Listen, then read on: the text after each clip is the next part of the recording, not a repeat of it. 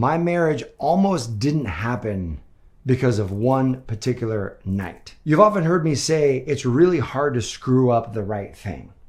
And that is true in the beginning of a relationship, during the courtship phase. You want to really pay attention to the ease and the flow that you have with somebody. And that's the way it was with my wife when we started dating. It was easy, there was flow, we connected, we laughed. And then we got to a place where we were more serious with one another. We're dating, we're now into full commitment, and we're exploring this relationship to say, is this the person that I want to spend the rest of my life with? At that point, that later phases in the relationship, relationships are like trees. It takes a long time to grow them, and it only takes a few moments to chop them down. And then you got to regrow them depending on the decisions you make in a moment. And there was one pivotal decision moment that almost cost me my wife, what would ultimately be my amazing family that I have to this day. And I want to share with you this particular story in this particular moment in hopes that it gives you a tool that you can use when you're in these moments in your life. You can recognize the moment and you can make a choice that really serves what you would love long term. My wife, back when we were dating, we'd been dating a couple years, and New Year's comes around. And I did a really horrible job making plans for New Year's. And I'm usually the guy that has the plans. We come up with great, creative, adventurous ideas. And this particular New Year's, like, I completely failed, dropped the ball, and have like nothing going on New Year's other than to hang out with Irene. So she comes over expecting that I've got some sort of plan that we're going to do.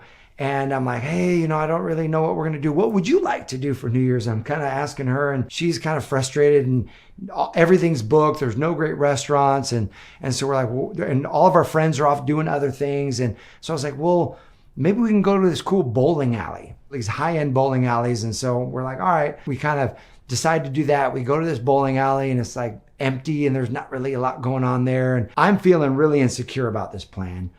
And she is not happy. And so she's letting me know through her attitude, through her behavior, kind of through some comments, that she's really, really unhappy with this plan. Like, yeah, kind of nice going, and here we are, and this and that. And so I'm feeling more and more inadequate.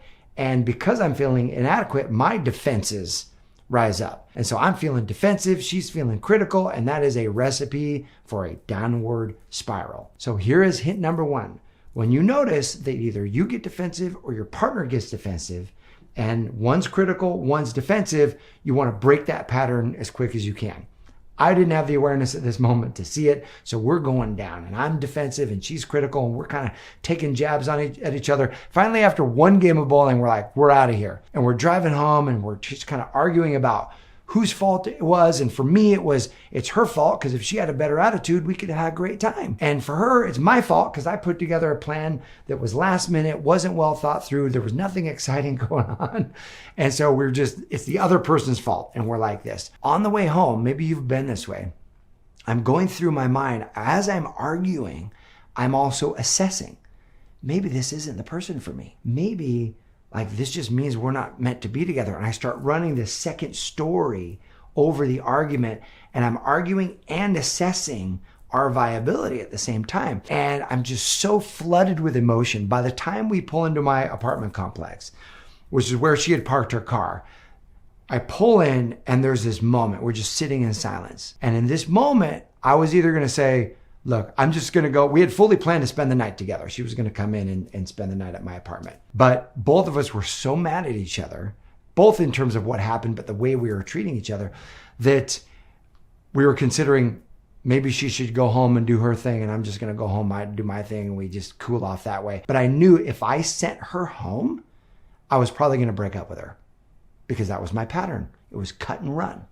See, we all have patterns when we get flooded. When we get super emotional, super angry, our whole system floods with adrenaline, and our prefrontal cortex shuts down. And our blood flows right into the reptilian part of our brain, our limbic system, and our focus narrows, and we ultimately move into fight or flight. And that's exactly what we were doing. Fighting with each other, or we'll flight, and that means like, get away, I just want to separate from this person. And that was my old pattern. And I was about to sabotage this great relationship relationship based on this particular night and the meaning I was putting on it.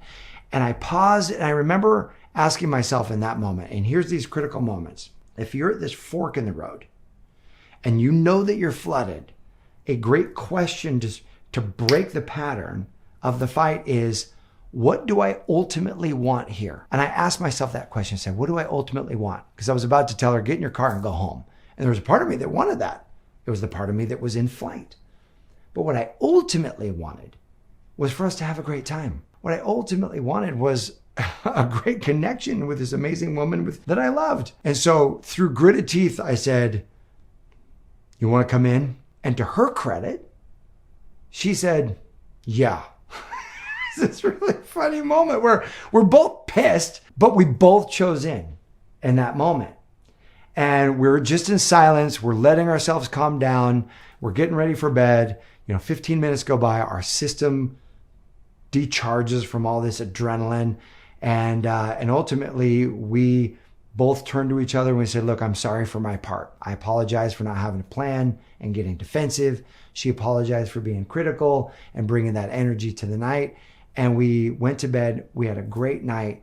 And that changed the trajectory of my life. That one moment. Early in the relationship, it's hard to screw up the right thing.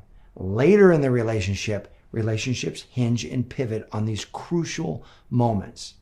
And when you find yourself in a crucial moment, ask yourself the question, what do I ultimately want here? And even if what you ultimately want isn't how you're feeling, cause yourself to say, well, what's one step I can take in that direction? You know what? It's to invite her in. You know what? It's just to take a break, let myself calm down, whatever it is. And if you can do that, you will set yourself up for creating the greatest love story you've ever known. Because amazing love stories are not without challenges. They're not without the turmoil. They're not without the fights and the disagreements and the disconnection and all of that. But it's what we do in those moments. And ultimately, I feel really blessed that we both chose in that moment to create the beautiful relationship we have today. And it continues to come up. We have to continue to choose in over and over and over again. So my question for you is, when you find yourself in one of those crucial moments, fork in the road moments, where you could go left or you could go right, but you know it's going to dictate the future of this relationship, what question do you ask yourself that empowers you to make a decision that moves you in the direction of what you would love most, the highest and good outcome for yourself? I would love to hear your wisdom. Share it in the comment section below. Go ahead and share those ideas. And know this, if you would love support manifesting that amazing relationship, we've got an incredible course called Manifest Your Man, a coaching program where we help you understand the proven system for calling in love. We work and coach with you live. You learn incredible principles and you will attract love faster than you even thought possible. We'll put a link in the comment section below or in the description. Go ahead and click that link. You can check it out if that serves you. Here's to your incredible love life. I appreciate you. Thanks for watching. I'll see you soon.